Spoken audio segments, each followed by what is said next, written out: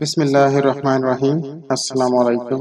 تمام دوستوں سے گزارش ہے کہ وہ ایک بار درود شریف پڑھ لیں، اور جو دوست ہمارے چینل پر نئے ہیں ان سے گزارش ہے کہ چینل کو سبسکرائب کریں، لائک کریں اور شیئر کریں۔ مکہ مکرمہ کی اہمیت اور اس کا دینی مقام و مرتبہ۔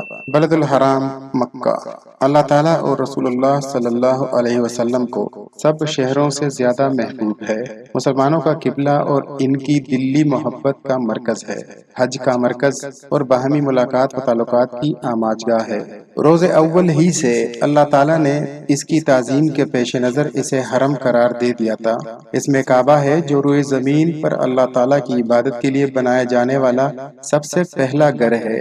اس قدیم گھر کی وجہ سے اس علاقے کو حرم کا درجہ ملا ہے اور اس کی ہر چیز کو امن و امان حاصل ہے، حتیٰ کہ یہاں کے درختوں اور دوسری خودرو نباتات کو بھی کاٹا نہیں جا سکتا۔ یہاں کے پرندوں اور جانوروں کو ڈرا کر بگایا نہیں جا سکتا۔ اس جگہ کا ثواب دوسرے مقامات سے کئی گنا افضل ہے۔ یہاں کی ایک نماز 1,00,000 نمازوں کا درجہ رکھتی ہے۔ مکہ مکرمہ کو عظمت اور حرمت اور امان سب کچھ خانہ کعبہ کی برکت سے ملا ہے۔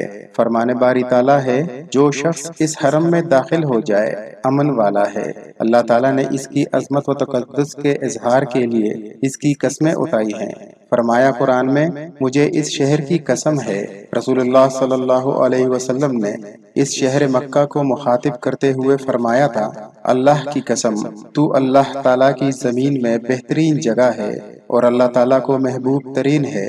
اگر مجھے تجھ سے زبردستی نکالا نہ جاتا تو میں کبھی نہیں نکلتا۔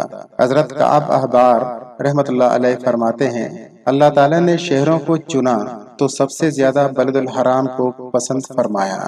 مکہ حرم ہے۔ مکہ مکرمہ کو بلد الحرام کہا جاتا ہے۔ رسول اللہ صلی اللہ علیہ وسلم کی حدیث مبارکہ سے واضح ہوتا ہے کہ مکہ مکرمہ آسمان و زمین کی پیدائش کے وقت سے ہی حرم ہے۔ سیدنا ابو ہریرہ رضی اللہ عنہ نے فرمایا، جب اللہ تعالیٰ نے اپنے پیارے رسول صلی اللہ علیہ وسلم کو مکہ کی فتح عطا فرمائی تو رسول اللہ صلی اللہ علیہ وسلم خطاب فرمانے کے لیے کھڑے ہوئے۔ آپ صلی اللہ علیہ وسلم نے اللہ تعالیٰ کی حمد و ثنا بیان فرمائی، پھر فرمایا، اللہ تعالیٰ نے مکہ مکرمہ میں ہاتھیوں کو آنے سے روک دیا تھا، لیکن اب اپنے رسول اور مومنین کو مکہ پر قابض فرما دیا ہے۔ مجھ سے پہلے مکہ مکرمہ کسی کے لیے حلال نہیں ہوا اور نہ میرے بعد کسی کے لیے حلال ہوگا۔ میرے لیے بھی کچھ وقت کے لیے حلال کیا گیا تھا۔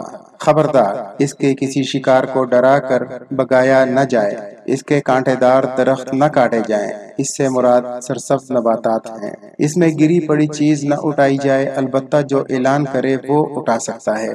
جس شخص کا کوئی رشتہ دار قتل ہو جائے، اسے 2 چیزوں قتل اور دیت میں سے بہتر کا اختیار ہے۔ وہ جو بہتر سمجھے اسے اختیار کر سکتا ہے۔ سیدنا عباس رضی اللہ عنہ نے گزارش کی، اللہ کے رسول، اذخر یعنی گھاس کو مستثنیٰ فرما دیجئے، کیونکہ ہم اسے گھروں اور قبروں میں استعمال کرتے ہیں۔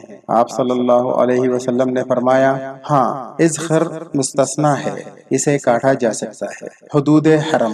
سب سے پہلے حرم کی حدود مقرر کرنے والے سیدنا ابراہیم علیہ السلام تھے۔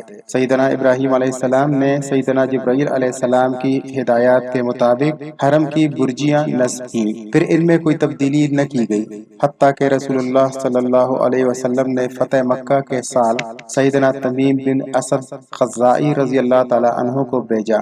انہوں نے ان برجیوں کو نئے سرے سے بنایا، پھر ان میں کوئی تبدیلی نہ کی گئی، حتیٰ کہ سیدنا عمر بن خطاب رضی اللہ عنہ نے 4 قریشیوں کو مقرر فرمایا جنہوں نے ان کی پھر سے تجدید کی۔ اللہ تعالیٰ نے بیت اللہ کی تعظیم کے لیے اس کا حرم مقرر فرمایا اور اس میں ہر چیز حتیٰ کہ پرندوں درختوں کو بھی امان دے دی، اور اس میں اعمال کا ثواب دوسرے مقامات سے افضل قرار دیا۔ حرم مکہ مکرمہ کے ہر طرف پھیلا ہوا ہے، البتہ اس کی حدود ہر طرف ایک جیسی نہیں ہے۔ مکہ مکرمہ کی طرف آنے والے بڑے بڑے راستوں پر حدود حرم کے نشانات لگا دیے گئے ہیں۔